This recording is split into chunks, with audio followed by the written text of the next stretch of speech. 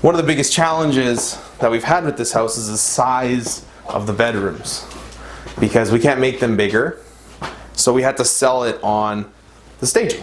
As you can see, quartz countertop, Cecina stone black splash, is that everything is new. It's the first house that I've ever done where everything is new.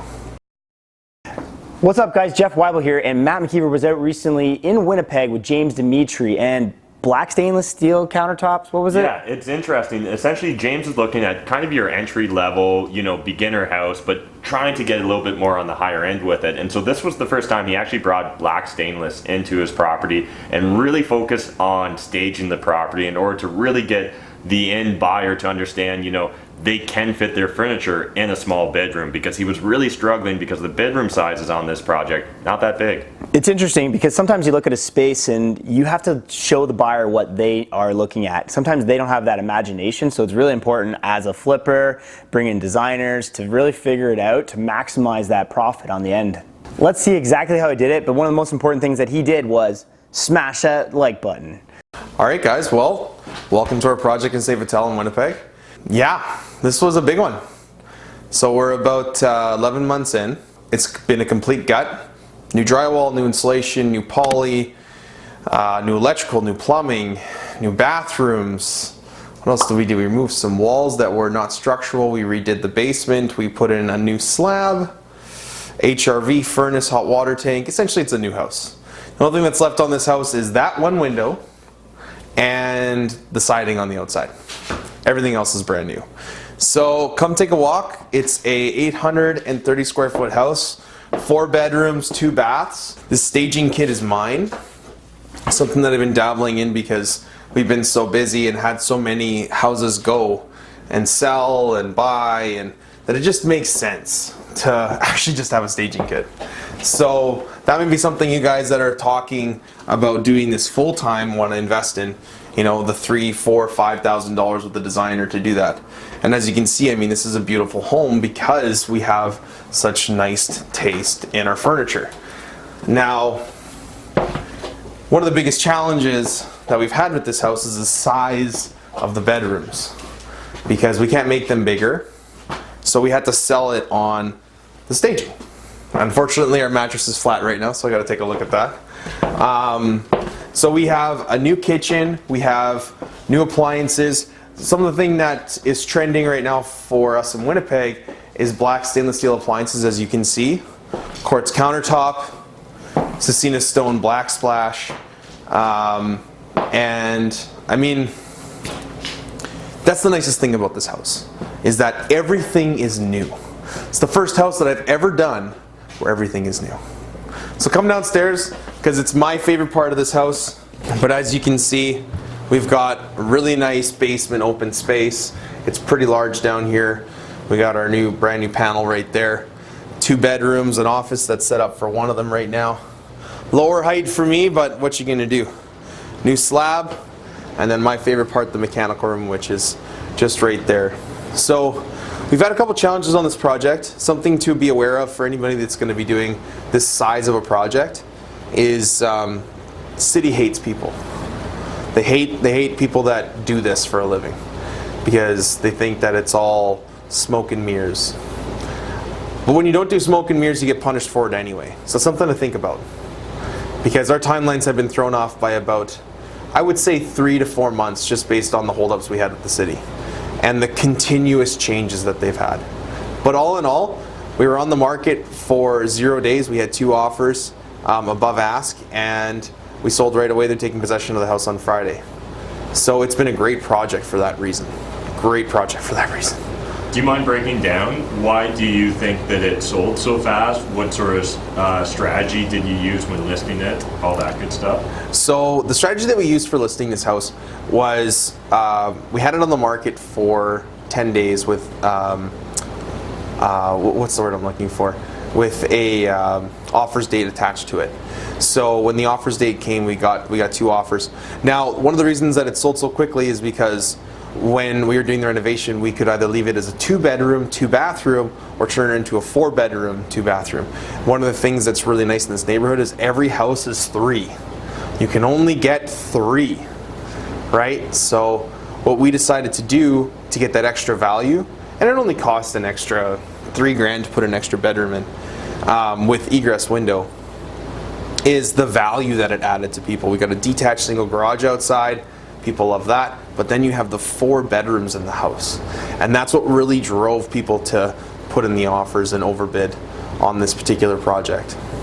Awesome. Do you mind breaking down for us the numbers? And was this property on the market when you bought it? Was it a private deal? So this is a private deal. It came through one of our yellow letters, actually. And it was a mess, like absolute mess. Now that being said, I mean, we had really good bones. We got, 1960s or 1970s concrete walls in the basement here. We've got the structure that matches that, and then we have, a nice ceiling. But it's been neglected for a long time. No one's lived in this house for about 17 years before I bought it. So, yeah, it was a mess. We bought it for $126. All told, I think we're about 83, maybe a little bit under that. And that's a 9-month renovation right there without the city holding us up. Or that might have been with the city holding us up. And then we ended up selling it for $300,000. So, the numbers are pretty good on this house. The only challenge that we've had is the timeline. The timeline has been a very big challenge. A lot of the stuff that we have in this house, we got at excellent prices. The labor, I got at an excellent price. The contractor, you can see the quality. They did a pretty good job.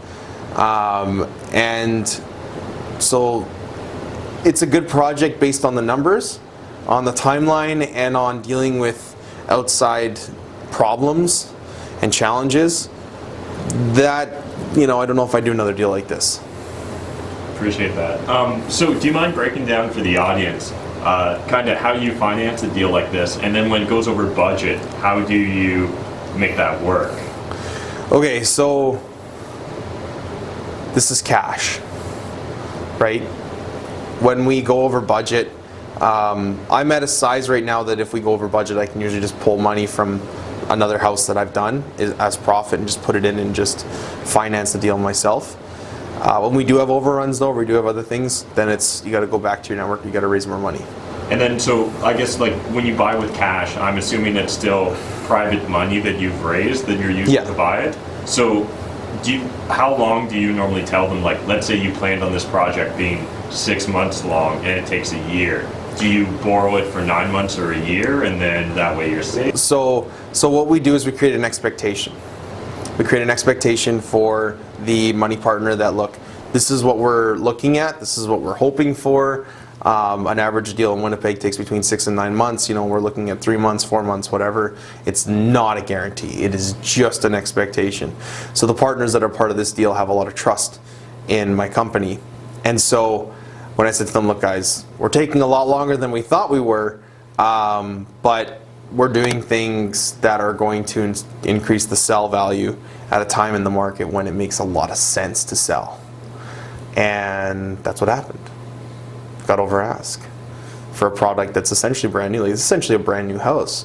And brand new homes in this market are trading for about $400,000. So someone got a discount of $100,000. We're at St. Vital right now. I'm James Dimitri. Thanks for tagging along with me. And you can reach me through jamesdimitri.com, kingslywalls.com. Check us out on Facebook.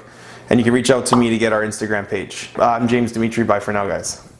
So guys, everybody wants to be a flipper, but it's an expensive hobby to have because you're gonna have to always be pulling money to find the next property. And while you're on one, you get another offer come your way, you see another property you wanna buy. Where do you get all this money from? Like, who's able to do this?